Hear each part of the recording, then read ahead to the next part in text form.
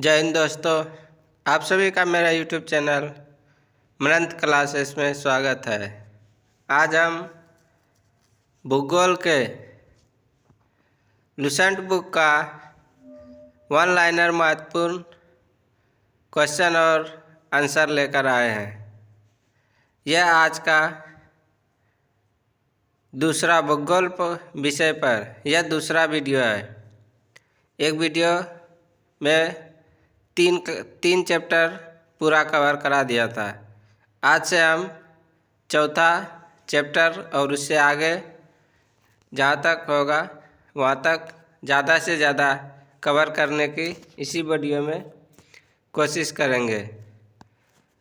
यह video exam की दृष्टि से बहुत ही लाभदायक सिद्ध होने वाला है, क्योंकि यह इस वीडियो में हम जितना भी क्वेश्चन कराएंगे वह कहीं ना कहीं किसी न किसी एग्ज़ाम में अवश्य पूछा गया है। क्योंकि क्वेश्चन ज़्यादा से ज़्यादा रिपीटेड आता है एग्ज़ाम में, खासकर ज्योग्राफी का, इसीलिए आगे भी इसके पूछने की प्रबल संभावना है।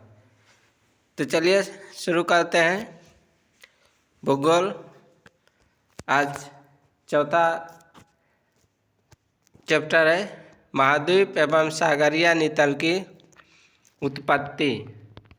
पहला प्रश्न है, महाद्वीप और महासागर किस श्रेणी के उच्चावच हैं? प्रथम श्रेणी। पृथ्वी के धरातल के कितने प्रतिशत भाग पर महाद्वीपों का विस्तार पाया जाता है? 29.2%। महाद्वीपीय प्रवाह सिद्धांत के प्रणेता हैं वेगनर। कार्बोनिफेरस युग में विश्व में संपूर्ण महाद्वीप आपस में मिले हुए थे। यह किसकी मान्यता है? वेगनर की। प्लेट विवर्तनिकी सिद्धांत किस वर्ष प्रस्तुत किया? 1960 ईस्वी में। प्लेट विवर्तनिक सिद्धांत का प्रतिपादन किसने किया था? हेनरी हेस ने। वेगनर के अनुसार महाद्वीपीय विस्थापन जिस दिशा में हुआ है वह है भूमध्य रेखा व पश्चिमी। वेगनर के अनुसार पेंजिया का विखंडन किस युग में प्रारंभ हुआ? कार्बोनिफेरस युग में। वेगनर के अनुसार निम्नलिखित में से कौन सा कथन असत्य है? पेंजिया टेथिस सागर नामक महासागर से घिरा हुआ था। महाद्वीपीय विस्थापन को स्पष्ट करने वाला नवीनतम सिद्धांत कौन सा है? प्लेट विवर्तनिकी सिद्धांत। अगला चैप्टर है 5 नंबर, अक्षांश व देशांतर। इसमें पहला प्रश्न है, भूमध्य रेखा से उत्तर या दक्षिण किसी दिए गए स्थान की कोणीय दूरी क्या कहलाती है? अक्षांश। निम्नलिखित में से कौन सा वृत्त ग्रेट सर्कल का उदाहरण है? भूमध्य रेखा। ट्रॉपिक ऑफ कैंसर निम्न में से क्या है? 23.5 डिग्री उत्तरी अक्षांश रेखा। ध्रुवों की तरफ जाने पर अक्षांश रेखाओं के व्यास की प्रकृति कैसी होती है? घटती है। सूची 1 और सूची 2 के साथ सुमेलित कीजिए। भूमध्य रेखा 0 डिग्री अक्षांश, कर्क रेखा 23.5 डिग्री उत्तरी अक्षांश, मकर रेखा 23.5 डिग्री दक्षिणी अक्षांश, आर्कटिक रेखा 66.5 डिग्री उत्तरी अक्षांश और अंटार्कटिक रेखा 66.5 डिग्री दक्षिणी अक्षांश। धरातल पर 1 डिग्री अक्षांश की दूरी निम्न में से किसके बराबर होती है? 111 किलोमीटर के। भूमध्य रेखा के अतिरिक्त कौन सी अक्षांश रेखा पृथ्वी को 2 बराबर भागों में विभाजित करती है? कोई भी अक्षांश रेखा नहीं। मकर रेखा अथवा 23.5 डिग्री दक्षिणी अक्षांश वृत्त निम्नलिखित में से कहाँ से होकर गुजरती है? मालागासी से। वह काल्पनिक रेखा जो पृथ्वी को 2 भागों में बांटती है क्या कहलाती है? भूमध्य रेखा। अक्षांश भूपृष्ठ पर भूमध्य रेखा के उत्तर या दक्षिण एक बिंदु की कोणीय दूरी है जो भूमध्य रेखा से मापी जाती है। दोनों ध्रुवों को जोड़ने वाली वह काल्पनिक रेखा जो भूमध्य रेखा को समकोण पर प्रतिच्छेद करती है क्या कहलाती है? देशांतर। दो देशांतर रेखाओं के बीच की दूरी निम्न में से किस नाम से जानी जाती है? गोरे। एक देशांतर से दूसरे देशांतर के बीच कितना समय अंतराल होता है? 4 मिनट। वह अक्षांश रेखा जिस पर सदैव दिन व रात की अवधि समान रहती है भूमध्य रेखा। पृथ्वी पर सबसे उच्चतम तापक्रम रिकॉर्ड किए जाते हैं भूमध्य रेखा पर। निम्नलिखित में से कौन सा कथन असत्य है? देशांतर रेखाओं की कुल संख्या 180 है। निम्नलिखित में से कौन सा कथन असत्य है? किसी भी स्थान की प्रधान याग्मोत्तर से कोणीय दूरी को उस स्थान का अक्षांश कहा जाता है। 2 अक्षांश रेखाओं के बीच की दूरी लगभग होती है 111 किलोमीटर। एक देशांतर की सर्वाधिक दूरी कहाँ पर होगी? विषुवत रेखा पर। कुल अक्षांशों की संख्या कितनी है? 180 डिग्री। देशांतर की संख्या कितनी है? 360। विषुवत रेखा के समांतर कल्पित रेखाएं क्या कहलाती है? अक्षांश रेखाएं। पृथ्वी के उत्तरी ध्रुव तथा दक्षिणी ध्रुव को मिलाने वाली रेखा क्या कहलाती है? देशांतर रेखा। प्रधान मध्याह्न रेखा किस स्थान से होकर गुजरती है? ग्रीनविच से। ग्रीनविच रेखा से तात्पर्य है 0 डिग्री देशांतर। मकर रेखा निम्न में से किस देश से होकर नहीं जाती है? फिलीपींस से। पृथ्वी 1 घंटे में कितना देशांतर घूम लेती है? 15 डिग्री। दक्षिणी ध्रुव का अक्षांश है 90 डिग्री। निम्नलिखित में से किन देशों के समूह से भूमध्य रेखा गुजरती है? कोलंबिया, केन्या तथा इंडोनेशिया। निम्नलिखित में से किसका मिलान गलत है? मकर रेखा 66.5 डिग्री उत्तरी अक्षांश। मकर रेखा 23.5 डिग्री दक्षिणी अक्षांश को कहा जाता है। अंतर्राष्ट्रीय दिनांक रेखा 0 डिग्री रेखांश को नहीं, अंतर्राष्ट्रीय दिनांक रेखा ग्रीनविच रेखा को कहा जाता है। देशांतरीय दूरी 1 घंटे के समयांतराल के बराबर होती है 15 डिग्री के। कर्क रेखा कहाँ से नहीं गुजरती है? नेपाल से। उत्तरी गोलार्ध में भू धरातल अधिकतम है 30 डिग्री उत्तर से 40 डिग्री उत्तर के बीच। मानचित्र पर स्थित अक्षांश एवं देशांतर रेखाओं के बारे में निम्न में से कौन सा कथन सत्य है? दोनों एक दूसरे को लंबवत काटती है। यहाँ पर दिन तथा रात एक समान होते हैं भूमध्य रेखा पर। निम्नलिखित नगरों में से कौन सा एक भूमध्य रेखा के सर्वाधिक निकट है? सिंगापुर। निम्नलिखित देशों पर विचार कीजिए। Australia, Namibia, Brazil, Chile. उपरोक्त में से किन किन से होकर मकर रेखा गुजरती है? चारों से, यानी ऑस्ट्रेलिया, नामीबिया, ब्राज़ील और चिली चारों से मकर रेखा गुजरती है। भूमध्य रेखा निम्नलिखित में से किस देश से होकर नहीं गुजरती है? मैक्सिको से। मानचित्र व ग्लोब पर पाई जाने वाली प्रतिच्छेद रेखाओं को क्या कहते हैं? भौगोलिक रेखा जाल। 49 डिग्री उत्तरी अक्षांश किस किस के बीच सीमांकन करता है? अमेरिका और कनाडा के बीच। अगला चैप्टर है 6 नंबर, अंतर्राष्ट्रीय तिथि रेखा व समय।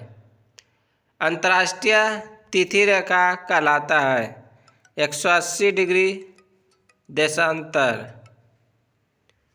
अंतर्राष्ट्रीय तिथि रेखा का निर्धारण किस वर्ष किया गया? 1884 ईस्वी में। अंतर्राष्ट्रीय तिथि रेखा की स्थिति निम्न में से किसके निकटतम है? 180 डिग्री पूर्वी एवं पश्चिमी देशांतर। ग्रीनविच से 180 डिग्री मध्याह्न काल्पनिक रेखा कहलाती है अंतर्राष्ट्रीय तिथि रेखा। दूसरी याग्मोत्तर रेखाओं के विपरीत अंतर्राष्ट्रीय दिनांक रेखा टेढ़ी मेढ़ी बनाई जाती है ताकि कुछ भूमि क्षेत्रों एवं द्वीप समूहों को उसी कैलेंडर दिवस में रखा जा सके। अंतर्राष्ट्रीय तिथि रेखा बिल्कुल सीधी नहीं है क्योंकि इसका कारण है कुछ देशों के विभिन्न भागों के दिन व समय को एक समान बनाए रखना।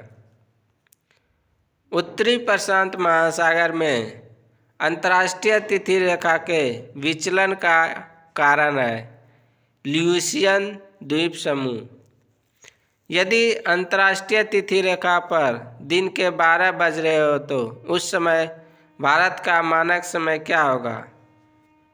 5:30 शाम। पृथ्वी को कितने समय कटिबंधों में बांटा जा सकता है? 24। भारत का प्रामाणिक समय किस देशांतर से लिया गया है? 82.5 डिग्री पूर्वी देशांतर। भारत का प्रामाणिक समय किस स्थान से निश्चित किया गया है? इलाहाबाद से। ग्रीनविच माध्य समय और भारतीय प्रमाण समय के बीच समय अंतराल कितना है? 5 घंटा 30 मिनट आगे। निम्नलिखित में से किस स्थान का प्रामाणिक समय एवं स्थानीय समय लगभग एक समान है? नैनी का। भारत के सर्वाधिक पूर्व एवं पश्चिम में स्थित स्थानों के स्थानीय समय में कितना का अंतर है? 2 घंटा का। अंतर्राष्ट्रीय तिथि रेखा 180 देशांतर से कितनी बार विचलित होता है? 4 बार। अंतर्राष्ट्रीय तिथि रेखा 180 डिग्री देशांतर से कितनी बार विचलित होता है? 4 बार। अंतर्राष्ट्रीय तिथि रेखा 180 याग्मोत्तर से अंतर करती है जिससे कि वह एक ही प्रशासन के अंतर्गत द्वीप समूह को विभाजित न करे। यदि किसी स्थान का स्थानीय मानक समय ग्रीनविच समय से 12 घंटे आगे है तो वह स्थान कहाँ पर स्थित होगा?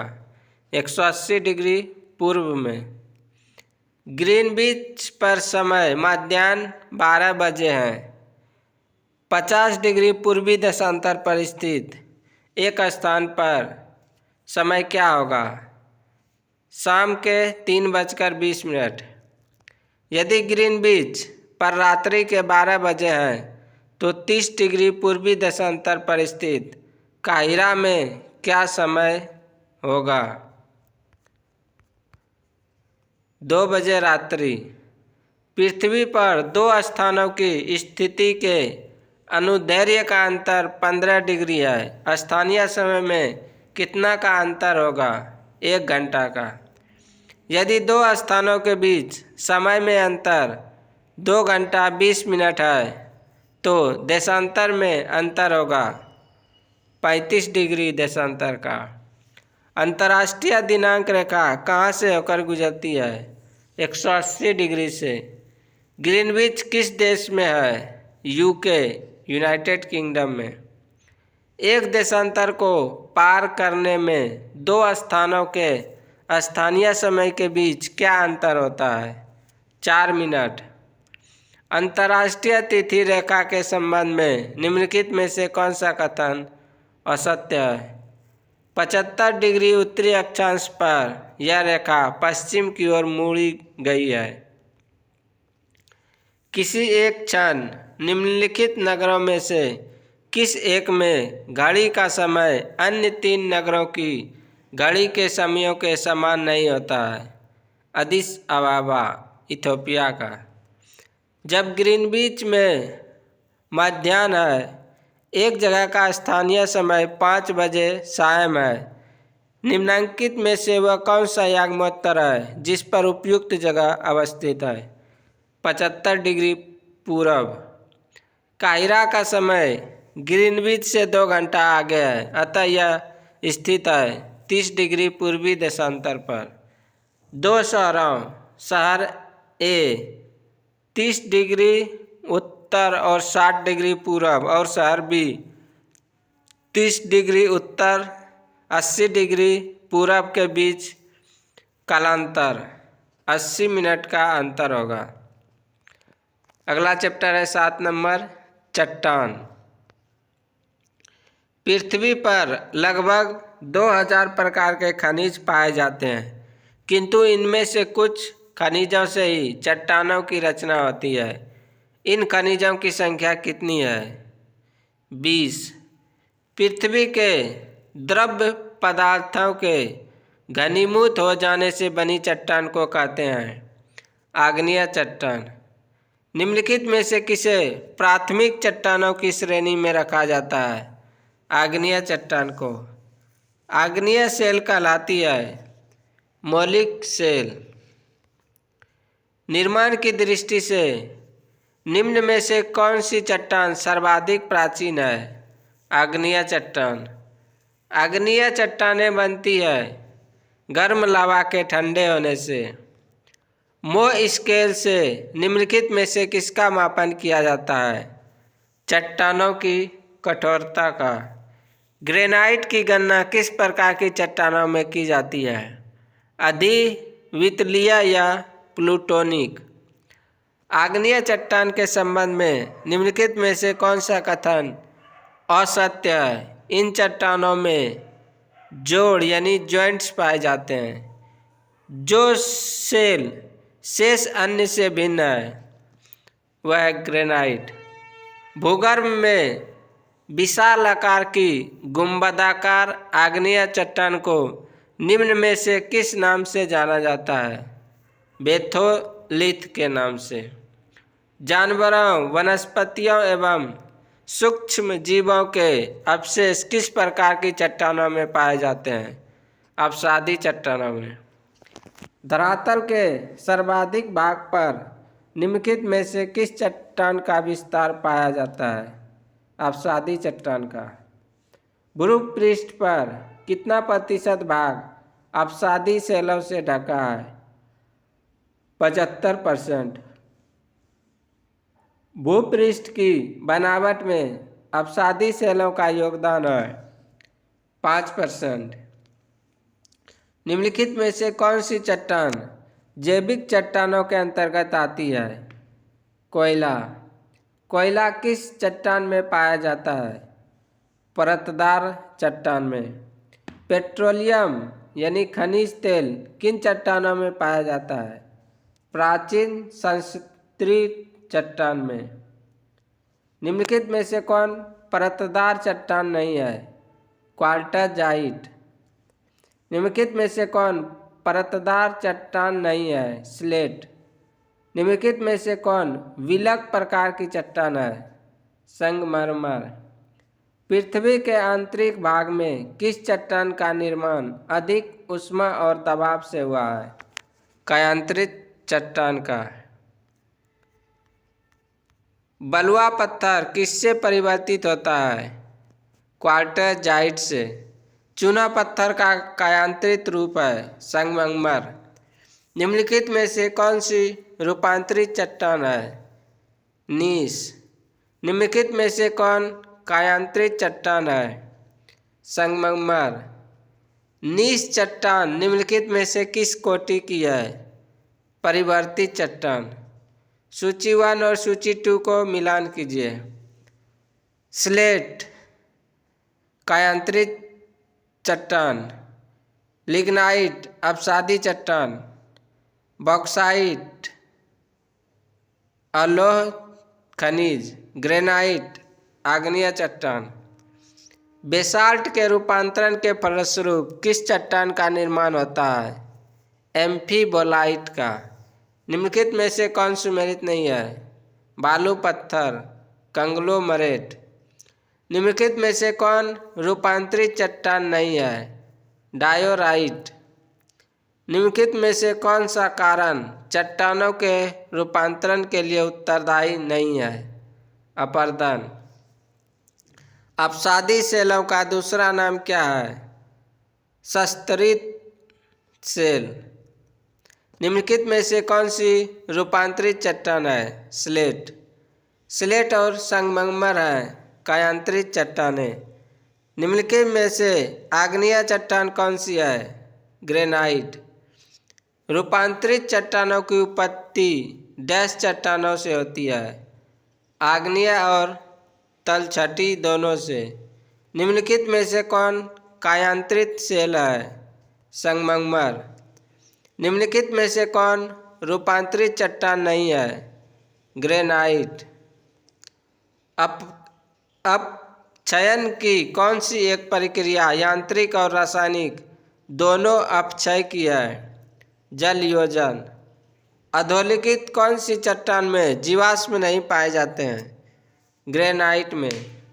निम्नलिखित में से कौन सा एक वितलीय आग्नेय सेल का उदाहरण है? ग्रेनाइट। निम्नलिखित में कौन सा मृत सेल है? आग्नेय चट्टान। क्वार्टरजाइट निम्नलिखित में से किसका कायांतरण है? बलुआ पत्थर का। अगला चैप्टर है 8 नंबर, भूकंप, अर्थक्वेक। प्रत्यास्थ पुनःस्चलन सिद्धांत निम्नलिखित में से किसकी उत्पत्ति की व्याख्या करता है? भूकंप की। भूकंप की उत्पत्ति से संबंधित प्रत्यास्थ पुनःस्चलन सिद्धांत का प्रतिपादन किसने किया है? रीड ने। पृथ्वी की आंतरिक संरचना की विश्वसनीय जानकारी प्राप्त करने का सबसे प्रमुख स्रोत है भूकंप विज्ञान। भूगर्भ में जिस स्थान पर भूकंपीय तरंगों की उत्पत्ति होती है उस स्थान को क्या कहा जाता है? भूकंप केंद्र। भूकंप मूल यानी फोकस वह स्थान है जहाँ होता है। भूकंप मूल फोकस वह स्थान होता है जहाँ से भूकंप की उत्पत्ति होती है। अभिकेंद्र भूकंप का एक बिंदु है जो संबंधित है भूकंप उद्गम केंद्र के ऊपर भूपृष्ठीय बिंदु से। पृथ्वी की सतह पर भूकंप के केंद्र के ठीक ऊपर के बिंदु को क्या कहा जाता है? उत्केंद्र, एपिसेंटर। पृथ्वी के सतह पर भूकंप के केंद्र के ठीक ऊपर के बिंदु को क्या कहा जाता है? उत्केंद्र, एपिसेंटर। भूकंप में धरातलीय तरंगें होती है, एल तरंगे। निम्नलिखित में से कौन सी भूकंपीय तरंगें सर्वाधिक क्षति पहुंचाती है? दीर्घ पृष्ठीय तरंगें। निम्नलिखित में से कौन सा कथन सही नहीं है? समभूकंप रेखा का आकार नियमित होता है। निम्नलिखित में से कौन सा कथन सही नहीं है? इनमें से कोई नहीं, यानी दिया गया सभी कथन सही है। अंतःसागरीय भूकंपों द्वारा उत्पन्न समुद्री लहरों को क्या कहा जाता है? सुनामी। सुनामी का मुख्य कारण निम्नलिखित में से कौन है? भूकंप। विश्व के सर्वाधिक 63% के लगभग भूकंप निम्न में से किस पेटी में आते हैं? परिप्रशांत महासागरीय पेटी में। भूकंपों का प्रभाव महाद्वीपीय भागों के अतिरिक्त महासागरीय भागों पर भी पड़ता है और इससे महासागरों में भयंकर लहरें उत्पन्न होती है। इन लहरों को किस नाम से जाना जाता है? सुनामी के नाम से। सुनामी किस भाषा का शब्द है? जापानी भाषा। किस देश में भूकंप से उत्पन्न विनाशकारी समुद्री तरंगों को सुनामी कहते हैं? जापान। तरल पदार्थों से होकर न गुजर सकने वाली भूकंपीय लहर कौन सी है? एस लहर। रिएक्टर स्केल पर प्रयोग किसके मापने के लिए किया जाता है? भूकंप की तीव्रता।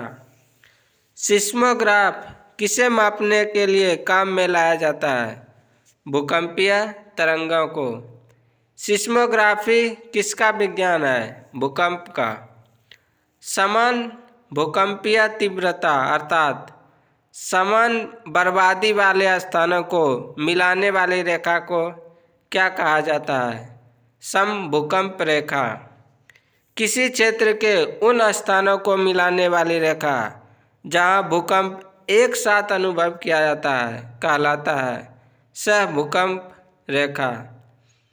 समभूकंप रेखा का आकार प्रायः होता है अनियमित। भूकंप का आकार है। भूकंप का कारण है टेक्टोनिज्म।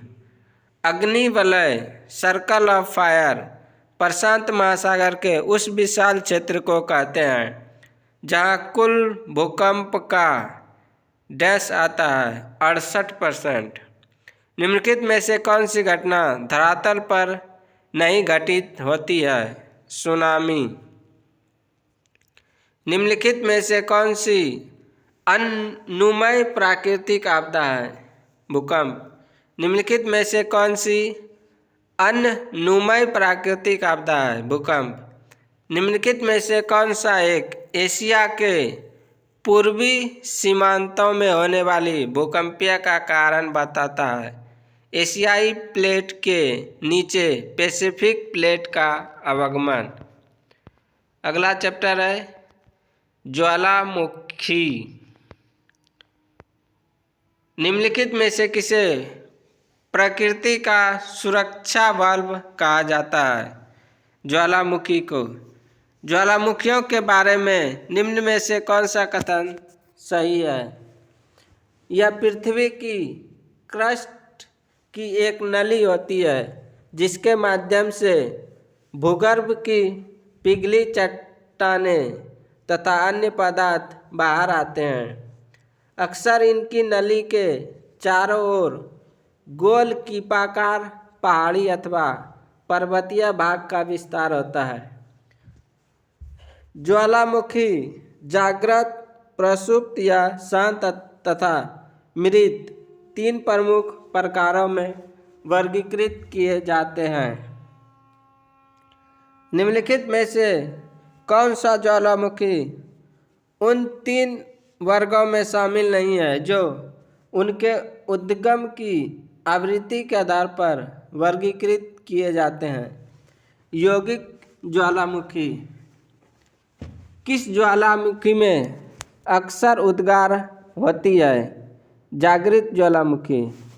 किस ज्वालामुखी में ऐतिहासिक काल से उद्गार नहीं हुए हैं? मृत ज्वालामुखी में।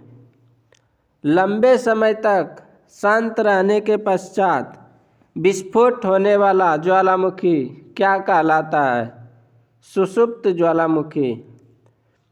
पृथ्वी की पपड़ी अर्थ क्रस्ट की ठोस चट्टानों के नीचे जो पिघला हुआ पदार्थ होता है जो कभी कभी ज्वालामुखी के उद्गार के साथ धरती के ऊपरी तल पर आ जाता है, उसे क्या कहते हैं? मैग्मा। पहले अश्रु की उत्पत्ति कब होती है? ज्वालामुखी के उद्गार के समय। ज्वालामुखी में जल वाष्प के अलावा मुख्य गैसें होती है कार्बन डाइऑक्साइड, हाइड्रोजन और नाइट्रोजन। ज्वालामुखी उद्गार के फलस्वरूप प्राप्त लावा एवं धरातलीय चट्टानों के टुकड़े को सम्मिलित रूप से क्या कहा जाता है? पायरोक्लास्ट। क्रेटर तथा काल्डेरा स्थलाकृतियाँ निम्नलिखित में से किससे संबंधित है? ज्वालामुखी क्रिया से। निम्नलिखित में से कौन सी स्थलाकृति ज्वालामुखी क्रिया से संबंधित नहीं है? फियोल्ड। किस स्थलाकृति का निर्माण ज्वालामुखी क्रिया से नहीं होता है? विसर्प। डाइक क्या है? ज्वालामुखी निर्मित आंतरिक स्थलाकृति। काल्डेरा संबंधित है ज्वालामुखी से। वह कौन सा महाद्वीप है जहाँ एक भी ज्वालामुखी नहीं है? ऑस्ट्रेलिया। अग्निवलय सर्कल ऑफ फायर किसे कहा जाता है? प्रशांत परिमेखला को। लेकोलिथ संबंधित है ज्वालामुखी से। Paint pout. पेंट पाउट के विषय में कौन सा कथन सत्य है? ज्वालामुखी क्षेत्रों का एक छिद्र जिससे गर्म एवं गहरे रंग का द्रव्य कीचड़ बाहर निकलता है। इसके साथ सामान्यतः गेसर पाए जाते हैं। पेंट पाउट यूएसए के येलोस्टोन नेशनल पार्क में पाए जाते हैं। विश्व में सर्वाधिक जागृत ज्वालामुखी कहाँ स्थित है? प्रशांत महासागर के आसपास। विश्व की अधिकांश ज्वालामुखी घटनाएं घटित होती है विनाशात्मक प्लेट किनारों पर। विश्व के अधिकांश सक्रिय ज्वालामुखी पाए जाते हैं नवीन मोड़दार पर्वतीय क्षेत्रों में। प्रशांत महासागर के चारों तरफ स्थित ज्वालामुखी की पेटी को क्या कहा जाता है? अग्नि श्रृंखला। विश्व के अधिकांश सक्रिय ज्वालामुखी निम्नलिखित में से किस क्षेत्र में पाए जाते हैं? परिप्रशांत पेटी में। निम्नलिखित में से कौन सा ज्वालामुखी पर्वत का उदाहरण नहीं है? Mount black. विश्व का सबसे ऊंचा ज्वालामुखी पर्वत कोटोपेक्सी कहाँ स्थित है? इक्वाडोर में। स्ट्रोम्बोली किस प्रकार का ज्वालामुखी है? जागृत। मृत ज्वालामुखी किलिमंजारो किस देश में स्थित है? तंजानिया में। फ्यूजीयामा किस देश का ज्वालामुखी पर्वत है? जापान का। निम्नलिखित में से किसे भूमध्य सागर का lighthouse of the Mediterranean sea कहते हैं? सिसिली का स्ट्रोम्बोली। फोसा मैग्ना है एक ज्वालामुखी। एयरबस ज्वालामुखी कहाँ स्थित है? अंटार्कटिका महाद्वीप में। माउंट एटना ज्वालामुखी किस द्वीप पर स्थित है? सिसिली पर। निम्नलिखित में से कौन सा एक ज्वालामुखी पर्वत नहीं है? वासेज। विसुवियस ज्वालामुखी किस देश में स्थित है? इटली में। मोना लोआ उदाहरण है सक्रिय ज्वालामुखी का। क्राकाटाओ ज्वालामुखी निम्नलिखित में से किस द्वीप समूह में स्थित है? स्प्रेटली द्वीप समूह में। निम्नलिखित में से कौन सा युग्म सुमेलित नहीं है? Krakatoa Malaysia. किलिमंजारो पर्वत निम्नलिखित में से किस महाद्वीप में स्थित है? अफ्रीका महाद्वीप। एल मिस्टी ज्वालामुखी किस देश में है? पेरू में। ज्वालाखंडाश्मी क्या है? तप्त सेल के टुकड़े और लावा। फिलीपींस में कौन सा ज्वालामुखी लगभग 6 शताब्दियों तक सुप्त रहने के बाद फट पड़ा था? माउंट पिनेटुबो। क्रेटर यानी ज्वालामुखी छिद्र मुख्यतः किस आकृति के होते हैं? कीपाकार। निम्नलिखित में से कौन सी गैस ज्वालामुखी उद्भेदन के समय नहीं निकलती है? ऑक्सीजन। ज्वालामुखी के उद्गार के समय निकलने वाली गैस में जलवाष्प की मात्रा कितनी होती है? 80 से 90%। विश्व का सर्वाधिक ज्वालामुखी क्षेत्र है फिलिपाइन द्वीप समूह। निम्न में से कौन सुमेलित नहीं है? निष्क्रिय ज्वालामुखी एटना। स्ट्रोम्बोली ज्वालामुखी कहाँ स्थित है? लिपारी द्वीप में। निम्नलिखित में से कौन विश्व का सबसे ऊंचा ज्वालामुखी है? Mount Cotopaxi. माउंट एयरबस ज्वालामुखी निम्नलिखित में से किस महाद्वीप में स्थित है? अंटार्कटिका में। निम्नलिखित में से कौन प्रसुप्त ज्वालामुखी है? क्राकाटाओ। निम्नलिखित में से कौन सक्रिय ज्वालामुखी नहीं है? किलिमंजारो। निम्नलिखित में से कौन मृत ज्वालामुखी नहीं है? मोना लोआ। 10,000 धुओं की घाटी ए वैली ऑफ स्मोक्स पाई जाती है अलास्का में। विस्फोट की तीव्रता के आधार पर ज्वालामुखियों के प्रकारों का सही आरोही क्रम है: हवाई तुल्य, स्ट्रोम्बोली तुल्य, वल्केनियन तुल्य, पिलियन तुल्य। निम्नलिखित में से किस प्रकार के ज्वालामुखी में सर्वाधिक विस्फोटक उद्गार होता है? पिलियन तुल्य में। पेले के बाल का संबंध निम्नलिखित में से किस प्रकार के ज्वालामुखी से है? हवाई तुल्य। निम्नलिखित में से किस प्रकार के ज्वालामुखी की आकृति गोभी के फूल जैसी होती है? वल्केनियन तुल्य। निम्नलिखित में से किस प्रकार के ज्वालामुखी को पिलियन तुल्य ज्वालामुखी भी कहा जाता है? विसुविशियस तुल्य को। पृथ्वी की सतह के नीचे द्रवीभूत शेल कहलाता है मैग्मा।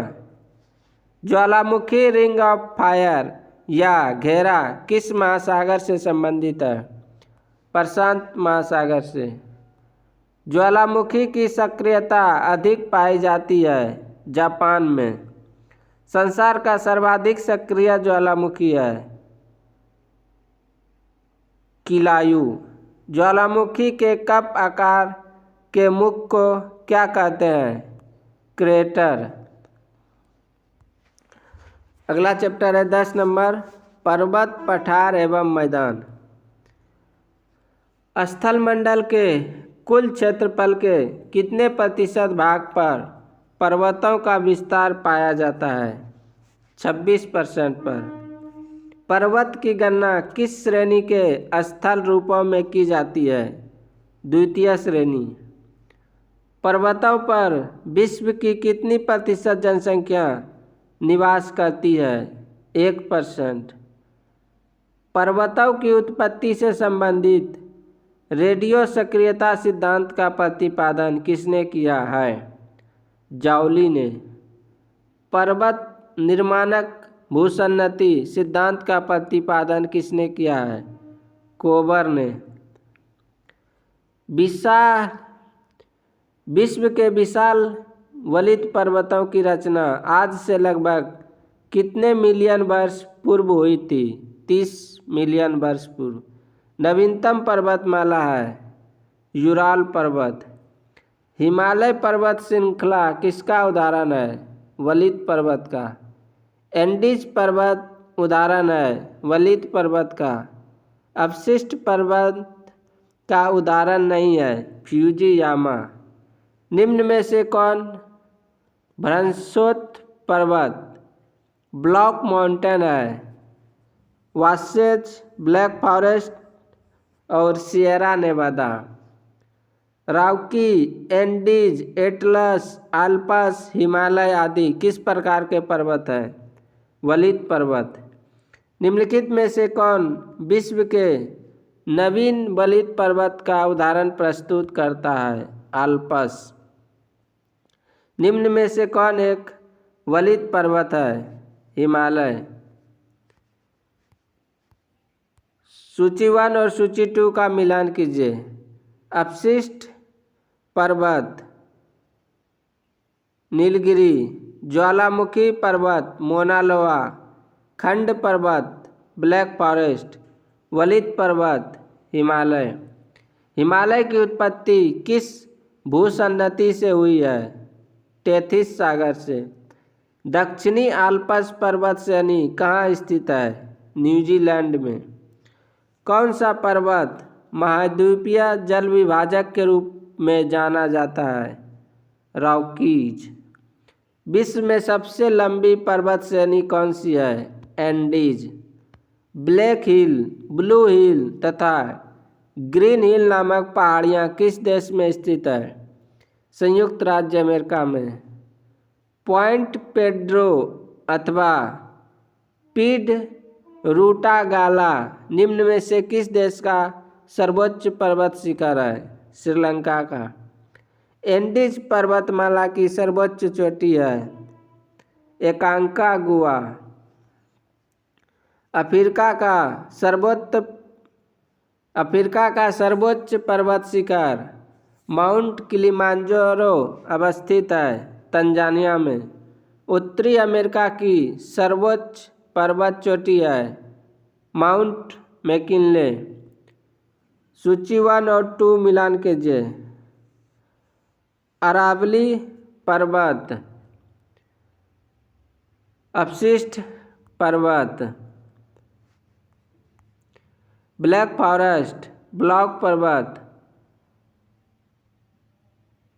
माउंट कोटोपेक्सी ज्वालामुखी पर्वत, आल्प्स वलित पर्वत। सूची 1 और 2 मिलान कीजिए। सूची 1 में देश का नाम दिया गया है, सूची 2 में सर्वोच्च शिखर का नाम दिया गया है।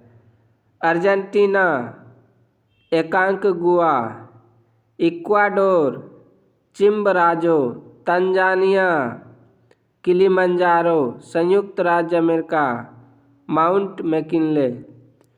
फ्रांस तथा स्पेन के बीच सीमा बनाने वाली पर्वत है पेरिनीज पर्वत। यूरोप में आल्प्स, उत्तरी अमेरिका में रॉकीज तथा दक्षिण अमेरिका में एंडीज किसका उदाहरण है? वलित पर्वत का। माउंट एवरेस्ट डैश देश में है? नेपाल में।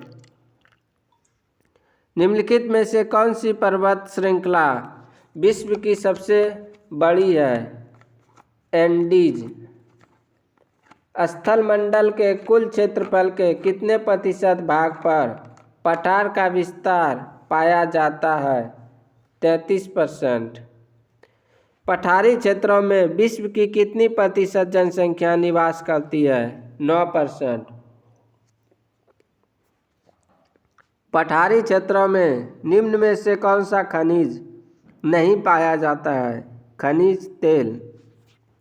जो पठार चारों ओर से पर्वतमालाओं द्वारा घिरे होते हैं क्या कहलाते हैं? अंतरा पर्वतीय पठार। पर्वतों के पदों अर्थात किसी पर्वत के सहारे स्थित पठार को कहा जाता है पर्वत पदीय पठार। निम्नलिखित में से किस पठार को अंतःपर्वतीय पठार की श्रेणी में नहीं रखा जाता है? छोटा नागपुर का पठार। अंतःपर्वतीय पठार का उदाहरण नहीं है पेंटागोनिया का पठार। निम्नलिखित में से कौन सा एक पर्वत पदीय पठार है? पेंटागोनिया का पठार। मेसेटा का पठार निम्न में से किस देश में स्थित है? स्पेन तथा पुर्तगाल में। टेलीग्राफिक पठार निम्न में से कहाँ स्थित है? उत्तरी अटलांटिक महासागर में। विश्व का सर्वाधिक ऊंचा पठार निम्न में से कौन सा है? तिब्बत का पठार। पोटवार पठार निम्न में से किस देश में स्थित है? पाकिस्तान में। लोयस पठार स्थित है चीन में। सूची 1 और 2 को मिलान कीजिए। अनातोलिया का पठार तुर्की में। अबिसिनिया का पठार इथोपिया। मेसेटा का पठार स्पेन।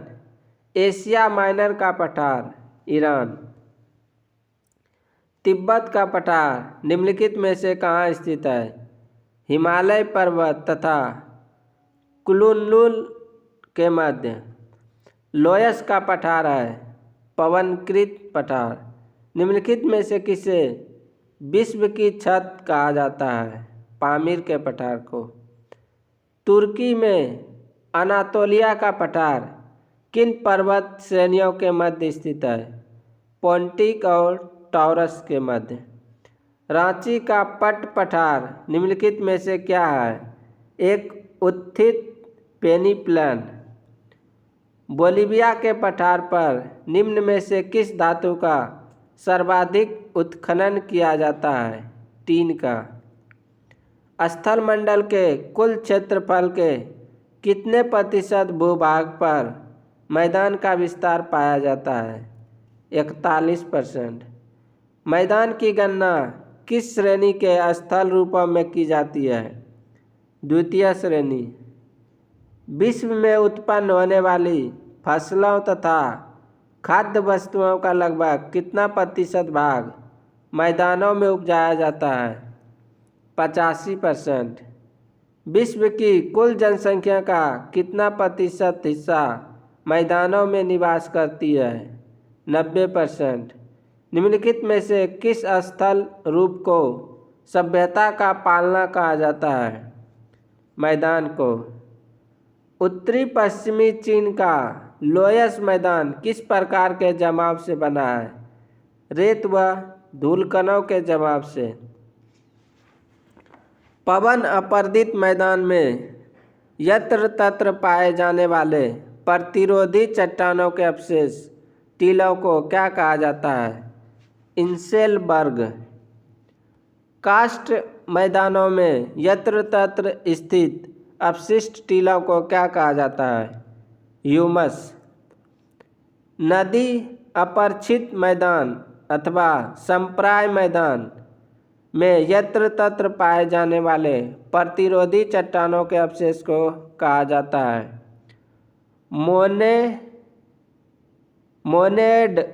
मोनेडनॉक। संप्राय मैदान का निर्माण किस क्रिया द्वारा होती है? नदी द्वारा। पेडी प्लेन मैदान का निर्माण किस क्रिया द्वारा होता है? पवन द्वारा। निम्नलिखित में से किस देश में लोयस का मैदान नहीं पाए जाते हैं? कंबोडिया में। निम्नलिखित पर्वतों में से कौन सा जर्मनी में अवस्थित है? Black forest. Pennine Europe, Appalachian America और अरावली भारत उदाहरण है पुरानी पर्वत श्रृंखला के। निम्नलिखित पर्वतों में से कौन राइन नदी के किनारे अवस्थित है? Black forest. पर्वतों के उन प्राकृतिक अंतरालों को क्या कहा जाता है जो मार्ग बन जाते हैं? दर्रा। कौन सा सबसे ऊंचा पर्वत है? Mount Everest. अगला चैप्टर है 11 नंबर, वायुमंडल की संरचना। पृथ्वी के वायुमंडल का कितना प्रतिशत भाग 29 किलोमीटर की ऊंचाई तक पाया जाता है? 97%। निम्नलिखित में से कौन सा कथन असत्य है? ऊंचाई में वृद्धि के साथ साथ जलवाष्प की मात्रा में वृद्धि होती है। वायुमंडल का सर्वाधिक अस्थायी तत्व है जलवाष्प। वायुमंडल में सर्वाधिक कौन सी गैस मिलती है? नाइट्रोजन। वायुमंडल में सर्वाधिक मात्रा में विद्यमान अक्रिय गैस कौन सी है? आर्गन। वायुमंडल मुख्यतः गर्म होता है पृथ्वी के विकिरण से। निम्नलिखित में से कौन सा युग्म वायुमंडल की परतों की बढ़ती मात्रा को दर्शाता है? ओजोन, कार्बन डाइऑक्साइड, ऑक्सीजन और नाइट्रोजन। निम्नलिखित में से कौन सी गैस ग्रीन हाउस प्रभाव के लिए उत्तरदायी है? Carbon dioxide. सूर्य की तीव्र किरणों द्वारा झुलसने से वायुमंडल की कौन सी गैस हमारी रक्षा करती है? Ozone gas. पृथ्वी के वायुमंडल में पाई जाने वाली निम्न गैसों का सही अवरोही क्रम क्या है? Nitrogen, oxygen, argon, neon. Nitrogen, उसके बाद ऑक्सीजन, उसके बाद आर्गन, उसके बाद कार्बन डाइऑक्साइड और सबसे कम नियॉन। भूपृष्ठ से परावर्तित अवरक्त विकिरण के अवशोषण द्वारा भूवायुमंडल के तापमान में वृद्धि की प्रक्रिया को क्या कहते हैं? ग्रीन हाउस प्रभाव। वायुमंडल में नाइट्रोजन का प्रतिशत कितना है? 78.03%। सही उत्तर चुनिए जो वायुमंडल की परतों की क्रमबद्धता को दर्शाते हैं।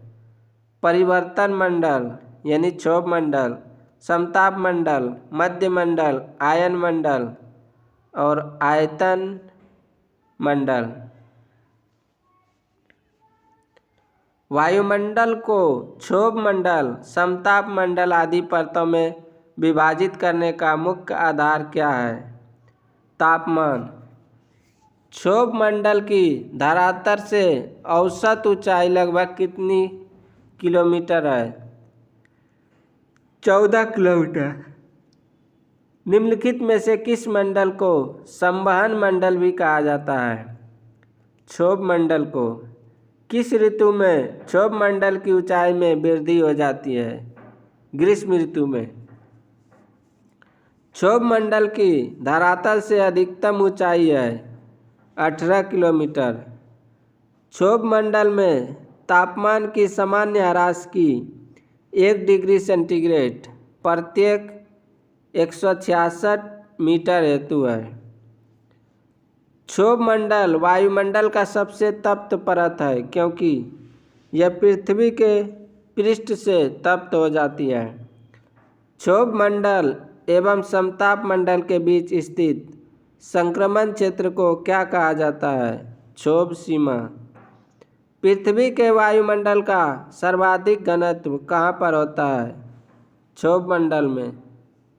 विविध जलवायु एवं मौसम दशाओं को बदलने वाली सभी महत्वपूर्ण वायुमंडलीय प्रक्रियाएं कहाँ घटित होती है? क्षोभ मंडल में। क्षोभ मंडल वायुमंडल का निचला स्तर है जिसकी ऊंचाई भूमध्य रेखा पर होती है 10 मील तक। मेघ गर्जन वायुमंडल की किस परत में होता है? क्षोभ मंडल में। परिवर्तन मंडल या क्षोभ मंडल में तापमान ऊंचाई के साथ घटता है। समताप मंडल है क्षोभ सीमा के ऊपर स्थित प्रदेश। वायुमंडल की किस सतह में तापमान में बहुत अधिक उतार चढ़ाव नहीं होता है? समताप मंडल में। ओजोन परत मुख्यतः पाई जाती है समताप मंडल में। निम्नलिखित में से कौन सी वातावरणीय परत सूर्य की पराबैंगनी किरणों को अवशोषित कर लेती है? ओजोन मंडल। समताप मंडल को जेट विमानों की उड़ान के लिए आदर्श माना जाता है क्योंकि इस परत में बादल तथा अन्य मौसमी घटनाएं नहीं होती है। समताप मंडल के संबंध में निम्न में से कौन सा कथन असत्य है? समताप मंडल की सीमा आयन मंडल से मिलती है। ओजोन परत के प्रतिवर्ष 7% की दर से अवक्षय के कारण उसमें 10 मिलियन वर्ग किलोमीटर आकार का एक बड़ा छिद्र बन गया है। यह छिद्र अवस्थित है अंटार्कटिका के ऊपर। वातावरण की वह परत जो रेडियो तरंगों को परावर्तित करती है कौन सी है? आयन मंडल। संचार उपग्रह किस वायुमंडलीय स्तर में स्थित होते हैं? आयन मंडल में। वायुमंडल में ओजोन स्तर के अवक्षय के कारण निम्नलिखित में से कौन सा रसायन है? क्लोरोफ्लोरोकार्बन। रेडियो की लघु तरंगें आयन मंडल की किस परत से परावर्तित होकर धरातल पर आती है? एफ परत। ऊपर से नीचे की ओर वायुमंडल की विभिन्न परतों की सीमाओं का कौन सा क्रम सही है? मैग्नीटोपाज, मेसोपाज, स्ट्रेटोपाज, ट्रोपोपाज। वायुमंडल के किस भाग में जलवाष्प की कुल मात्रा का 90% भाग विद्यमान रहता है? क्षोभ मंडल। वायुमंडल का कौन सा भाग रसायन मंडल का एक भाग है? ओजोन मंडल। किस वायुमंडलीय परत को मौसमी परिवर्तन की छत के नाम से जाना जाता है? क्षोभ मंडल। हवाई जहाज प्रायः डैश में उड़ते हैं? समताप मंडल में। पृथ्वी की सतह से सबसे दूर वातावरणीय परत को क्या कहा जाता है? वायुमंडल। पृथ्वी के समीप पाए जाने वाली वायुमंडलीय परत क्या कहलाती है? ट्रोपोस्फेयर। वातावरण में सबसे ज़्यादा ओजोन का संकेंद्रण कहाँ होता है? समताप मंडल में। समुद्र तल पर औसत वायु दाब कितना होता है? 1013.25 मिलीबार। वायु दाब प्रायः सर्वाधिक होता है जब वायु होती है ठंडी तथा शुष्क। वायु दाब में अचानक आने वाली कमी निम्न में से किसका सूचक होता है? तूफानी मौसम का। सामान्य वायु दाब पाया जाता है सागर तल पर। निम्नलिखित में से कौन सा कथन सत्य है? सागर तल पर वायु दाब अधिकतम होता है। वायु दाब को मिलीबार में मापा जाता है। किसी भी स्थान पर वायु दाब 2 बार बढ़ता और 2 बार घटता है। निम्नलिखित में से कौन सा कथन सत्य है? वायु दाब के घटने बढ़ने की क्रिया को वायु दाब उच्चावच कहते हैं। वायु दाब में उतार चढ़ाव विषुवत रेखा से ध्रुवों की ओर कम होता जाता है। 60 डिग्री अक्षांश के बाद वायु दाब का दैनिक उतार चढ़ाव नहीं देखा जाता है। ग्लोब पर दाब कटिबंधों की संख्या कितनी है? 7। विषुवतीय निम्न दाब पेटी का विस्तार विषुवत रेखा के दोनों ओर कितने अक्षांश तक मिलता है? 5 डिग्री अक्षांश। डोल्ड्रम पेटी का विस्तार सामान्यतः पाया जाता है 5 डिग्री उत्तर से 5 डिग्री दक्षिण। डोल्ड्रम क्षेत्र की विशेषता होती है निम्न दाब एवं शांत पवन। शांत पेटी किस रेखा के दोनों ओर पाई जाती है? भूमध्य रेखा के। विश्व के सभी उष्ण मरुस्थल निम्न में से किस पेटी में स्थित है? उपोष्ण कटिबंधीय उच्च दाब पेटी। वायुमंडल में ट्रोपोस्फेयर के ऊपर कौन सी परत पाई जाती है? स्ट्रेटोस्फेयर। ओजोन परत पृथ्वी से करीब ऊंचाई पर है 20 किलोमीटर। जेट धाराएँ प्रायः कहाँ पाई जाती है? क्षोभ सीमा में। पृथ्वी के ऊपर मौजूद वायुमंडलीय परतों की संख्या है 5। वायुमंडल के संदर्भ में निम्नलिखित कथनों में से कौन सा एक सही है?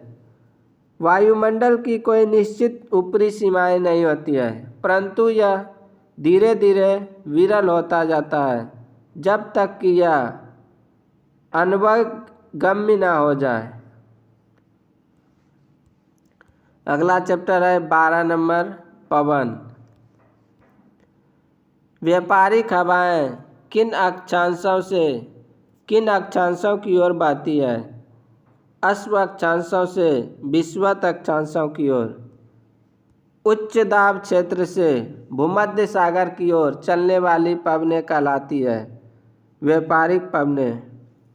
व्यापारिक पवनें होती है नियमित व स्थिर, पूरे वर्ष एक ही दिशा में प्रवाहित होने वाली पवन क्या कहलाती है? सनातनी पवन। उपोष्ण उच्च दाब से विषुवतीय रेखीय निम्न दाब की ओर चलने वाली पवनें क्या कहलाती है? व्यापारिक पवनें। व्यापारिक पवनें कहाँ चलती है? उपोष्ण उच्च दाब से। गरजती चालीसा, प्रचंड पचासा तथा चीखता साठा क्या है? दक्षिणी गोलार्ध में पश्चिमी पवने। दहाड़ता चालीसा क्या है? दक्षिणी गोलार्ध में 40 डिग्री अक्षांश के पास चलने वाली तेज हवा। भयंकर पचासा चलते हैं 50 डिग्री दक्षिणी अक्षांश पर। चीखता साठा पवन प्रवाहित होता है 60 डिग्री दक्षिणी अक्षांश के निकट। मानसून शब्द का तात्पर्य है हवाओं के रुख का बदलना। संयुक्त राज्य अमेरिका के मध्य मैदानों पर चिनूक हवाओं का क्या प्रभाव पड़ता है? संयुक्त राज्य अमेरिका के मध्य मैदानों पर चिनूक हवाओं का क्या प्रभाव पड़ता है? गर्मी का तापमान कम हो जाता है। आल्प्स पर्वत के उत्तरी भाग में बहने वाली उष्ण शुष्क स्थानीय हवाओं को क्या कहा जाता है? फॉन। अर्जेंटीना के पंपास क्षेत्र में उरुग्वे की ओर से प्रचंड वेग से चलने वाली ठंड हवाओं को क्या कहा जाता है? पैम्पीरा। न्यूजीलैंड में उच्च पर्वतीय क्षेत्रों से उतरने वाली गर्म शुष्क एवं धूल भरी स्थानीय हवा निम्न में से किस नाम से जानी जाती है? नॉर्वेस्टर।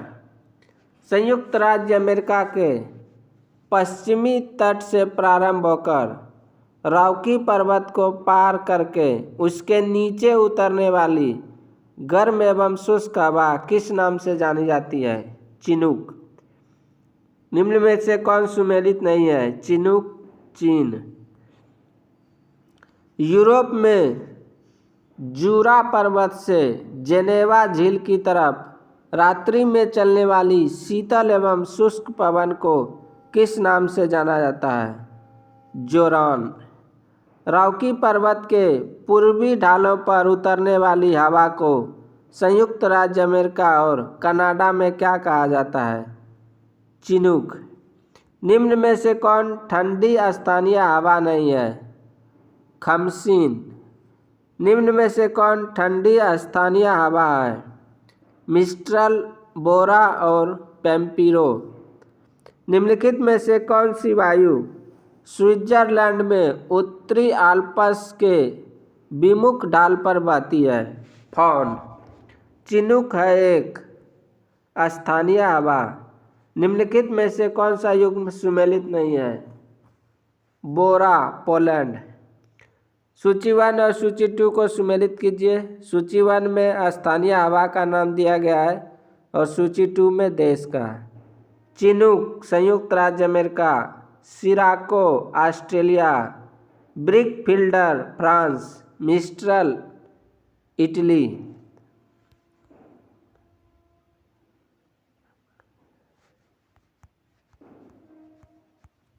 निम्नलिखित में से कौन सी स्थानीय पवन इटली में रक्त की वर्षा लाती है? सिराको।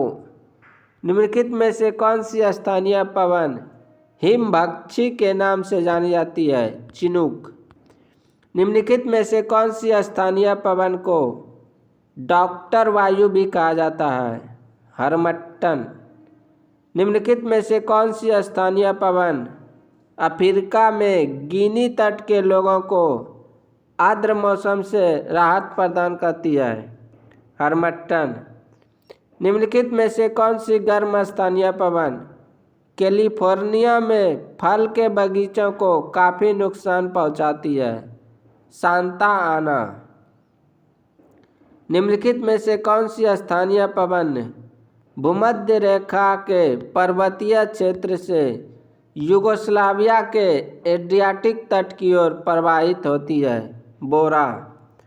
पछुआ हवाएं वे हवाएं हैं जो बहती है भूमध्य रेखा के 30 से 60 डिग्री उत्तरी दक्षिणी अक्षांश रेखाओं के मध्य। समुद्री समीर बहती है दिन के समय।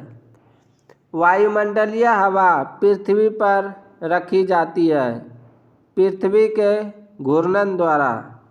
सूची 1 और 2 का मिलान कीजिए। विली विली संयुक्त राज्य अमेरिका, हरिकेन ऑस्ट्रेलिया, टाइफून चीन, बाग्यो फिलीपींस। सहारा रेगिस्तान में शुष्क पवन हरमट्टन उड़ती है पूर्व से पश्चिम की ओर। व्यापारिक पवनों की परिघटना किस कारण से होती है? ऊष्मा का संवहन। डोल्ड्रम क्या है? उष्णकटिबंधीय पवन पट्टी। सिरोको एक नाम किस अर्थ के लिए प्रयुक्त होता है? एक स्थानीय पवन के लिए। दक्षिण पूर्वी व्यापारिक हवाएं बारिश के मौसम में भारतीय उपमहाद्वीप से किसके कारण आकर्षित होती है? उत्तर पश्चिम भारत में कम वायुदाब के होने से। निम्नलिखित में से कौन सी एक दक्षिणी गोलार्ध में पवन का अपनी बाईं ओर विक्षेपित होने का कारण है? पृथ्वी का घूर्णन। अगला चैप्टर 13 नंबर है चक्रवात एवं प्रति चक्रवात। चक्रवात की उत्पत्ति किस कारण होती है? दो भिन्न तापमान वाली वायु राशियों के मिलने से। चक्रवात की दिशा क्या होती है? उत्तरी गोलार्ध में घड़ी की सुई के विपरीत और दक्षिणी गोलार्ध में घड़ी की सुई के अनुकूल। चक्रवात की आकृति इनमें से किस प्रकार की होती है? अंडाकार।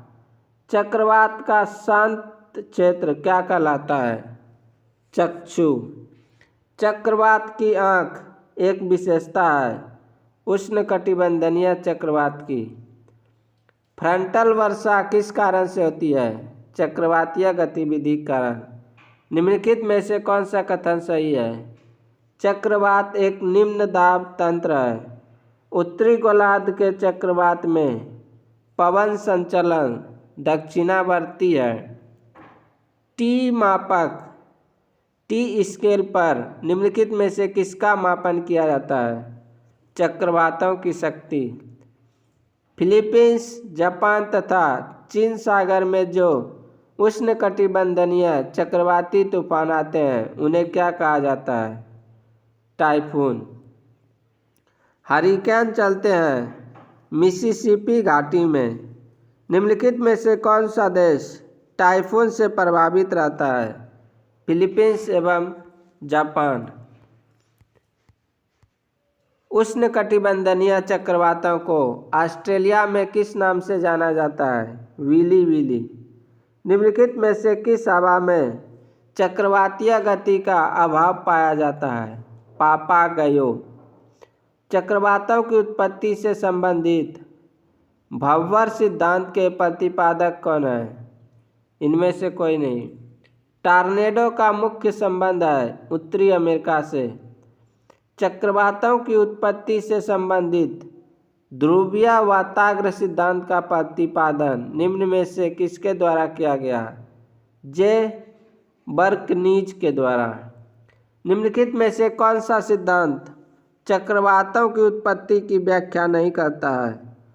प्रगामी तरंग सिद्धांत। टाइफून नामक चक्रवात से कौन सा क्षेत्र प्रभावित होता है? चीन सागर। सूची 1 और 2 को मिलान कीजिए।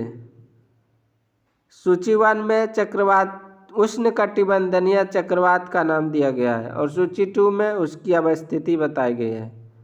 चक्रवात भारत, प्रभंजन संयुक्त राज्य अमेरिका, टाइफून पूर्वी एशिया, विली विली ऑस्ट्रेलिया। प्रति चक्रवात की विशेषता है स्वच्छ आसमान।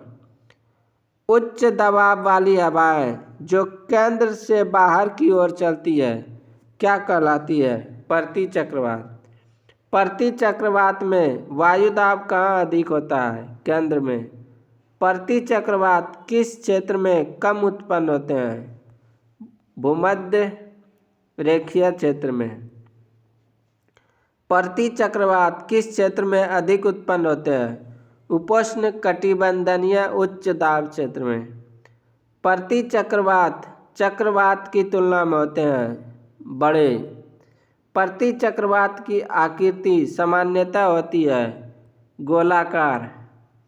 प्रति चक्रवात में वायु की दिशा होती है उत्तरी गोलार्ध में घड़ी की सुइयों के अनुकूल तथा दक्षिणी गोलार्ध में घड़ी की सुइयों के विपरीत।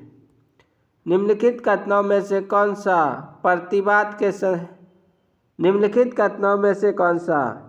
प्रति चक्रवात के संदर्भ में सही है? प्रति चक्रवात उच्च दाब केंद्रयुक्त एक पवन यंत्र है। निम्नलिखित में से कौन सर्वाधिक विनाशकारी होता है? टॉर्नेडो। टॉर्नेडो है एक अति निम्न दाब केंद्र। चक्रवात कब होता है?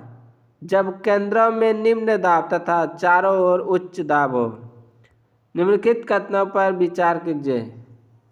चक्रवात में उत्तरी गोलार्ध में पवन प्रवाह की दिशा प्रति दक्षिणावर्त है। सही है। उष्णकटिबंधीय चक्रवात भूमि पर पहुंचने पर क्षीण हो जाता है क्योंकि कोष्ण नम वायु की बृहत मात्रा में पूर्ति नहीं हो पाती है। यह भी सही है। अगला चैप्टर है मेघ एवं वर्षण। निम्नलिखित में से किस मेघ को मोती का माता कहा जाता है? पक्षाभ मेघ को। ऐसे घने धूसरी बादलों को क्या कहते हैं जो वर्षा करते हैं? वर्षा स्तरीय मेघ। ओक्टास मापनी का प्रयोग निम्नलिखित में से किसके मापने के लिए किया जाता है? मेघा आच्छादन की मात्रा। नेफोमीटर से किसका मापन किया जाता है? बादलों की दिशा एवं गति। कौन सा मेघ वायुमंडल में सर्वाधिक ऊंचाई पर निर्मित होता है? पक्षाभ मेघ। कौन सा मेघ वायुमंडल में सर्वाधिक ऊंचाई पर निर्मित होता है? पक्षाभ मेघ। रेशेदार दिखाई देने वाले मेघ को क्या कहते हैं? पक्षाभ। निम्नलिखित में से किस मेघ का शीर्ष गोभी के फूल के समान प्रतीत होता है? कपासी मेघ का। विषुवतीय प्रदेश में सामान्यतः कौन सा मेघ देखने को मिलता है? कपासी वर्षा। तड़ित झंझा एवं मूसलाधार वर्षा किस मेघ की महत्वपूर्ण विशेषता है? कपासी वर्षा मेघ। निम्नलिखित में से कौन सा मेघ सूर्य एवं चंद्रमा के चारों ओर प्रभा मंडल का निर्माण करता है? पक्षाभ मेघ। रेगिस्तानों में बादल बरसते नहीं हैं निम्न आर्द्रता के कारण। किसी स्थान विशेष की वर्षा निर्भर करती है पर्वतों की दिशा पर। भूमध्य रेखीय प्रदेश में किस प्रकार की वर्षा होती है? संवहनीय वर्षा। शीतोष्ण कटिबंधीय क्षेत्रों में सामान्यतः किस प्रकार की वर्षा होती है? चक्रवाती वर्षा। पवन विमुख ढालों की अपेक्षा पवनाभिमुख ढालों पर दृष्टि अधिक होती है। यह किस वर्षा की विशेषता है? पर्वतकृत वर्षा की। संसार की अधिकांश वर्षा निम्न में से किस रूप में होती है? पर्वतीय वर्षा के रूप में। निम्नलिखित में से किस क्षेत्र में सालों भर वर्षा होती है? भूमध्य रेखीय क्षेत्र में। निम्नलिखित में से किस क्षेत्र में जाड़े की ऋतु में ही वर्षा होती है? भूमध्य सागरीय। वृष्टि छाया प्रदेश किसे कहते हैं? पर्वतों के पवनाभिमुख ढाल को। समान वर्षा की मात्रा वाले स्थानों को मिलाने वाली रेखा को क्या कहा जाता है? आइसोहाइट। किस प्रकार की वर्षा बिजली की चमक एवं बादलों की गरज के साथ होती है? संवहनीय वर्षा। विश्व में सर्वाधिक वर्षा वाला स्थान है मानिसराम मेघालय। विश्व का सर्वाधिक शुष्क स्थान कौन सा है? अटकामा मरुस्थल। बादल फटने का क्या अर्थ है? भारी तूफान के साथ असाधारण रूप से भारी बरसात। रेगिस्तान में बादल अवक्षेप होकर क्यों नहीं बरसते हैं? कम आर्द्रता के कारण। विश्व में वार्षिक वर्षा का औसत कितना है? 100 सेंटीमीटर। तुंगता संचयी मेघ कितनी तुंगता पर बनते हैं?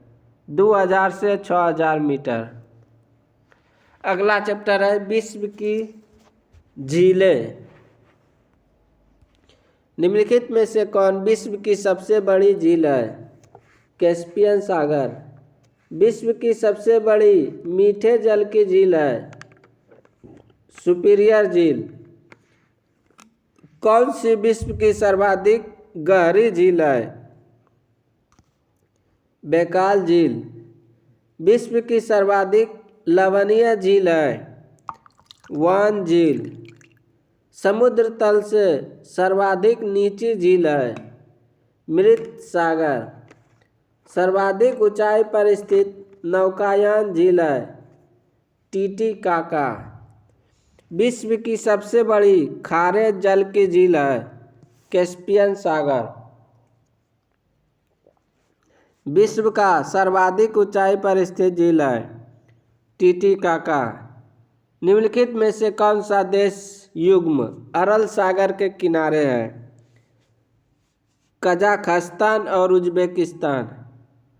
अमेरिका के झील प्रदेश में सम्मिलित पांचों झीलों में कौन सी पूर्णतः संयुक्त राज्य अमेरिका में स्थित है? मिशिगन झील। विक्टोरिया झील अवस्थित है पूर्वी अफ्रीका में। निम्नलिखित में से किस एक की सीमा कैस्पियन सागर से नहीं लगी है? आर्मेनिया से। निम्नलिखित में कौन सी एक झील तंजानिया एवं युगांडा के बीच अंतर्राष्ट्रीय सीमा बनाती है? विक्टोरिया झील। कैस्पियन सागर स्थित है रूस और ईरान के बीच। सुमेलित कीजिए। सूची 1 में झील का नाम दिया गया है, सूची 2 में सम्मिलित देश का। अरल सागर कजाकिस्तान। मिशिगन झील संयुक्त राज्य अमेरिका। ग्रेट बियर झील कनाडा। आयर झील ऑस्ट्रेलिया। निम्नलिखित में से कौन सी झील खारे पानी की झील नहीं है? बैकाल झील। विक्टोरिया झील किन अफ्रीकी देशों के मध्य में स्थित है? तंजानिया, कीनिया और युगांडा के बीच। निम्नलिखित में से किस देश को 1000 झीलों की भूमि कहा जाता है? फिनलैंड को। अफ्रीका महाद्वीप में निम्न में से कौन सी झील भूमध्य रेखा पर स्थित है? न्यासा झील। विश्व की सर्वाधिक खारे जल की झील वान झील किस देश में स्थित है? तुर्की में। निम्नलिखित में से वह सागर कौन सा है जो भूबद्ध है? अरल सागर। अफ्रीका महाद्वीप की सबसे बड़ी झील है विक्टोरिया झील। यूरेशिया के अंतःस्थलीय क्षेत्र में स्थल के मध्य अनेक समुद्र और झीलें हैं। गत कुछ शताब्दियों में निम्नलिखित में से किसका इतना अधिक संकुचन हुआ है कि वह पर्यावरण विषयक चिंता का कारण बना गया है? कैस्पियन सागर का। निम्नलिखित में से कौन सा युग्म गलत है?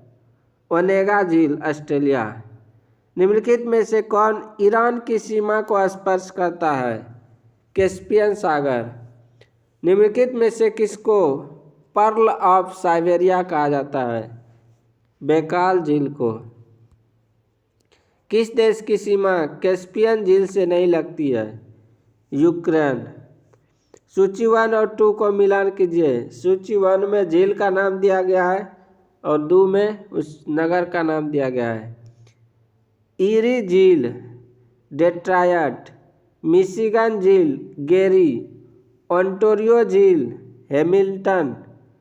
सुपीरियर झील डुलूथ। टानले सैप नामक झील निम्नलिखित में से किस देश में स्थित है? कंबोडिया में। पृथ्वी पर सबसे गहरा स्थल है मृत सागर। संयुक्त राज्य अमेरिका की वृहत झीलों का पूर्व से पश्चिम की ओर सही क्रम क्या है? Ontario, Erie, Huron, Michigan, Superior. प्रसिद्ध अंगुलियों नुमा झील क्षेत्र कहाँ स्थित है? संयुक्त राज्य अमेरिका में। क्षेत्रफल और आयतन के आधार पर विश्व की सबसे बड़ी झील है कैस्पियन सागर। निम्नलिखित में से कौन सी झील हनीमून लेक कहलाती है? टीटीकाका झील। नीचे दिए गए कूट से निम्नलिखित झीलों को क्षेत्र की दृष्टि से सही अवरोही क्रम में व्यवस्थित कीजिए। सुपीरियर झील, विक्टोरिया झील, बेकाल झील, ग्रेट बियर झील। अगला चैप्टर है विश्व के जलप्रपात। विश्व का सबसे ऊंचा जलप्रपात है एंजिल जलप्रपात। विश्व का सबसे ऊंचा जलप्रपात किस देश में स्थित है? वेनेजुएला में। एंजिल जलप्रपात किस नदी पर स्थित है? कैरोनी नदी पर। बोयोमा जलप्रपात किस नदी पर स्थित है? जेरे नदी पर। स्टेनली जलप्रपात किस नदी पर स्थित है? कांगो नदी पर। नियाग्रा जलप्रपात किस नदी पर स्थित है? सेंट लॉरेंस नदी पर। विक्टोरिया जलप्रपात किस नदी से संबंधित है? जाम्बेजी नदी से। नियाग्रा जलप्रपात किन दो झीलों के मध्य स्थित है? ईरी एवं ओंटारियो झील के मध्य। नियाग्रा जलप्रपात है यूएसए में। नियाग्रा जलप्रपात किसकी सीमा पर स्थित है? यूएसए एवं कनाडा की सीमा पर। सूची 1 और 2 सुमेलित कीजिए।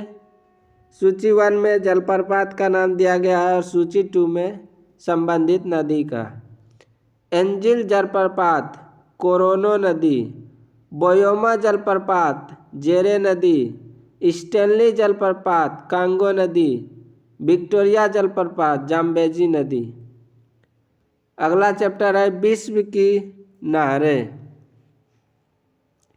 पनामा नहर किन दो महासागरों को जोड़ती है? प्रशांत महासागर एवं अटलांटिक महासागर।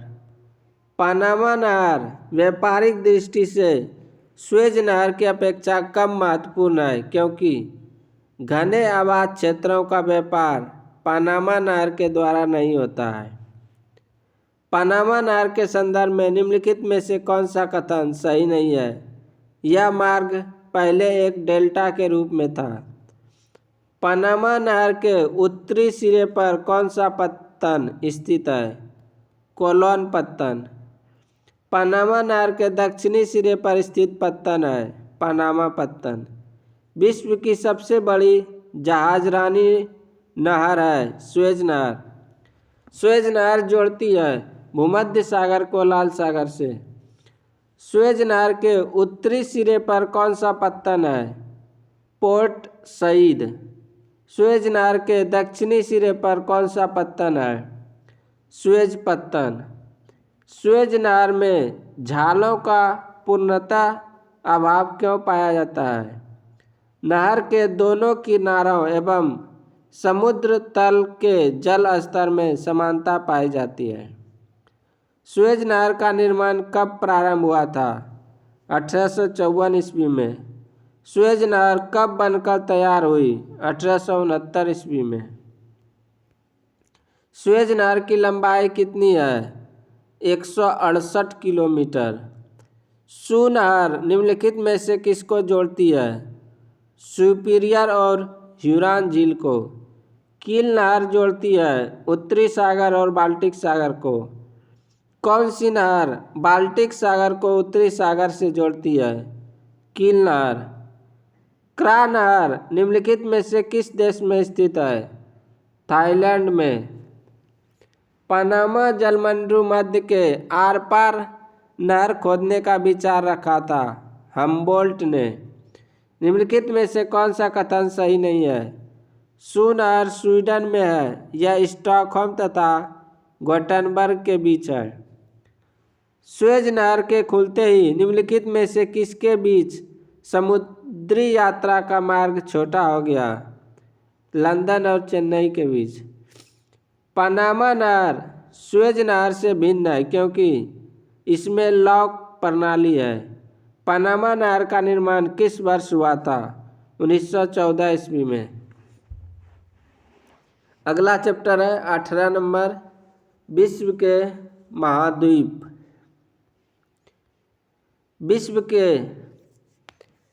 विश्व में महाद्वीपों की कुल संख्या कितनी है? 7। संसार में सबसे बड़ा महाद्वीप है एशिया। निम्न में से किस महाद्वीप का क्षेत्रफल सबसे कम है? ऑस्ट्रेलिया। किस महाद्वीप को श्वेत महाद्वीप के नाम से जाना जाता है? अंटार्कटिका। किस महाद्वीप को प्रायद्वीपीय महाद्वीप के नाम से जाना जाता है? यूरोप। निम्नलिखित में से किस महाद्वीप को महाद्वीपों का महाद्वीप कहा जाता है? एशिया को। निम्नलिखित में से कौन सा एक द्वीपीय महाद्वीप के नाम से जाना जाता है? ऑस्ट्रेलिया।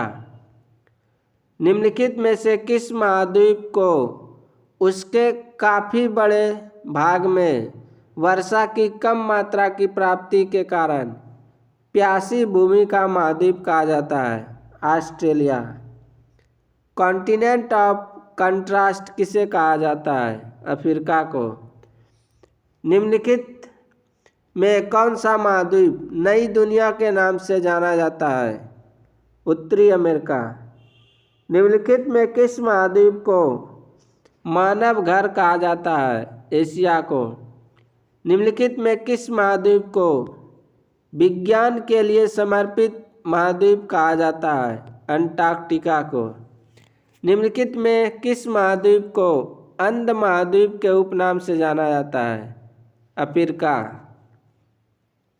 निम्नलिखित में किस महाद्वीप को विकास की अधिक संभावनाओं की विद्यमानता के कारण भविष्य का भंडारगृह कहा जाता है?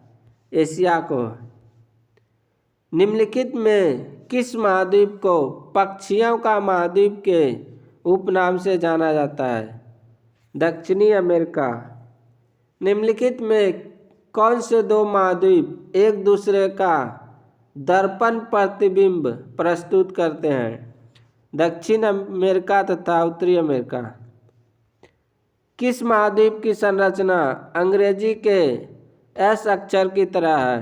अंटार्कटिका। निम्नलिखित में से किस महाद्वीप का विस्तार उत्तरी, दक्षिणी, पूर्वी तथा पश्चिमी सभी गोलार्ध में है? अफ्रीका महाद्वीप। निम्नलिखित में से कौन सा महाद्वीप पूर्णतः हिमाच्छादित है? अंटार्कटिका। निम्नलिखित में से किस महाद्वीप से होकर कर्क, विषुवत एवं मकर तीनों रेखाएं गुजरती है? अफ्रीका महाद्वीप। किस महाद्वीप में ज्वालामुखी का सर्वथा अभाव पाया जाता है? ऑस्ट्रेलिया में। विश्व की सबसे लंबी दरार घाटी किस महाद्वीप में स्थित है? अफ्रीका में। उत्तर अमेरिका महाद्वीप की सर्वोच्च पर्वत चोटी कौन सी है? Mount McKinley. दक्षिण अमेरिका महाद्वीप का सर्वोच्च पर्वत शिखर है माउंट एकांकागुआ। अफ्रीका महाद्वीप का सर्वोच्च पर्वत शिखर है माउंट किलिमंजारो। अंटार्कटिका महाद्वीप का सर्वोच्च पर्वत शिखर है माउंट विंसन मैसिफ। एशिया महाद्वीप का सर्वोच्च पर्वत शिखर है माउंट एवरेस्ट। यूरोप महाद्वीप का सर्वोच्च पर्वत शिखर है माउंट एल्ब्रूस। ऑस्ट्रेलिया महाद्वीप का सर्वोच्च पर्वत शिखर है माउंट कोस्युसको। अफ्रीका महाद्वीप का सबसे बड़ी झील है विक्टोरिया झील। एशिया महाद्वीप की सबसे बड़ी झील है कैस्पियन सागर। ऑस्ट्रेलिया महाद्वीप की सबसे बड़ी झील है आयर झील। उत्तरी अमेरिका महाद्वीप की सबसे बड़ी झील है सुपीरियर झील। यूरोप महाद्वीप की सबसे बड़ी झील है लेगोडा झील। यूरोप महाद्वीप में प्रवाहित होने वाली सबसे लंबी नदी है वोल्गा नदी। अफ्रीका महाद्वीप में प्रवाहित होने वाली सबसे लंबी नदी है नील नदी। ऑस्ट्रेलिया महाद्वीप में प्रवाहित होने वाली सबसे लंबी नदी है मर्रे डार्लिंग नदी। दक्षिण अमेरिका महाद्वीप में प्रवाहित होने वाली सबसे लंबी नदी है अमेजन नदी। उत्तरी अमेरिका महाद्वीप की सबसे लंबी नदी है मिसिसिपी मिसौरी। ऑस्ट्रेलिया महाद्वीप से होकर कौन सी अक्षांश रेखा गुजरती है मकर रेखा। सर्वाधिक देशों वाला महाद्वीप है अफ्रीका। कौन सा महाद्वीप पूर्ण रूप से दक्षिणी गोलार्ध में स्थित है ऑस्ट्रेलिया। कौन सा महाद्वीप मरुस्थल विहीन है यूरोप। किस महाद्वीप में सरीसृप नहीं पाए जाते हैं अंटार्कटिका में। अफ्रीका महाद्वीप का दक्षिणतम बिंदु है केप अगुलहास। विश्व में मैदानों का सर्वाधिक विस्तार किस महाद्वीप में है यूरोप में। किस महाद्वीप को पठारी महाद्वीप कहते हैं अफ्रीका। उष्णकटिबंधीय परिस्थितियों का सर्वाधिक विस्तार किस महाद्वीप में पाया जाता है अफ्रीका में। निम्नलिखित में किस महाद्वीप में आंतरिक जलमार्गों का सर्वाधिक विकास हुआ है यूरोप में। निम्नलिखित में से किस देशों की मोल्दोवा के साथ साझी सीमा है यूक्रेन और रोमानिया के साथ। निम्नलिखित कथनों पर विचार कीजिए। अजमान संयुक्त अरब अमीरात के 7 अमीरातों में से एक है यह कथन सही है। रस अल खेमा संयुक्त अरब अमीरात से जुड़ने वाला अंतिम शेख राज्य था यह भी सही है। निम्नलिखित में से कौन सा एक मलेशिया देश की प्रशासनिक राजधानी तथा संघीय प्रशासनिक केंद्र है पुत्राजाया। निम्नलिखित युग्मों पर विचार कीजिए। कान फ्रांस में स्थित है। दक्षिण गंगोत्री कहाँ स्थित है अंटार्कटिका में। यूरोप की एक पर्वत श्रृंखला है आल्प्स। सूची 1 और 2 को मिलान कीजिए। अत्यधिक गर्म सहारा मरुस्थल, अत्यधिक ठंडा अंटार्कटिका, अत्यधिक वर्षा चेरापूंजी, अत्यधिक सूखा चिली का मरुस्थल। किस महाद्वीप में एटलस पर्वत स्थित है अफ्रीका महाद्वीप में। महाद्वीप जिसे the land of golden please के नाम से जाना जाता है ऑस्ट्रेलिया। सूची 1 और 2 का मिलान कीजिए। Kenya Nairobi, Uganda Kampala, Uzbekistan Tashkent, Ukraine Kyiv. निम्नलिखित को पश्चिम से पूर्व के क्रम में व्यवस्थित कीजिए तथा नीचे दिए गए कूट का सही उत्तर दीजिए। Lisbon, London, Frankfurt, Beirut. निम्नलिखित में से कौन सा एक युग्म सुमेलित नहीं है बिश्केक तजाकिस्तान। विश्व के 2 सबसे छोटे महाद्वीप हैं ऑस्ट्रेलिया और यूरोप। निम्नलिखित युग्मों में से कौन सा सुमेलित नहीं है क्राइस्ट चर्च न्यूजीलैंड। सही सूची 1 और 2 का मिलान कीजिए। सूची 1 में राजधानियां और सूची 2 में देश का नाम दिया गया है। विंड हॉक नामीबिया, अक्रा घाना, नैरोबी केन्या, लुसाका जाम्बिया। निम्नलिखित में से कौन सा शहर किसी देश की राजधानी नहीं है सिडनी। महाद्वीप कैसे अलग हुए विवर्तनिक क्रिया से। संसार का सबसे आर्द्र महाद्वीप है दक्षिण अमेरिका। अंध महाद्वीप है अफ्रीका। सन सिटी अवस्थित है दक्षिण अफ्रीका में। सूची 1 और 2 मिलान कीजिए। सूची 1 में देश का नाम दिया गया है, सूची 2 में सबसे बड़ा नगर का नाम दिया गया है। Canada Toronto, Greece Athens, Nigeria Damascus, Syria Lagos. क्षेत्रफल की दृष्टि से निम्न देशों का सही आरोही क्रम कौन सा है? Argentina, Bharat, Australia, Brazil. निम्नलिखित महाद्वीपों में कौन सा महाद्वीप पृथ्वी के उत्तरी दक्षिणी और पूर्वी पश्चिमी गोलार्ध में स्थित है? अफ्रीका। विश्व का दूसरा सबसे बड़ा महाद्वीप कौन सा है? अफ्रीका।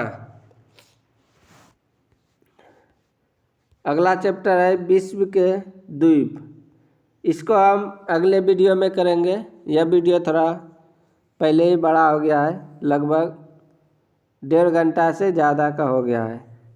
हमें इसका अगला वीडियो 19 नंबर चैप्टर से अगले वीडियो में हम लेकर आएंगे। तो आज का वीडियो हम यहीं पर समाप्त करते हैं। आप लोगों को मेरा ये वीडियो कैसा लगता है कृपया कमेंट करके अवश्य बताएं। जय हिंद, धन्यवाद।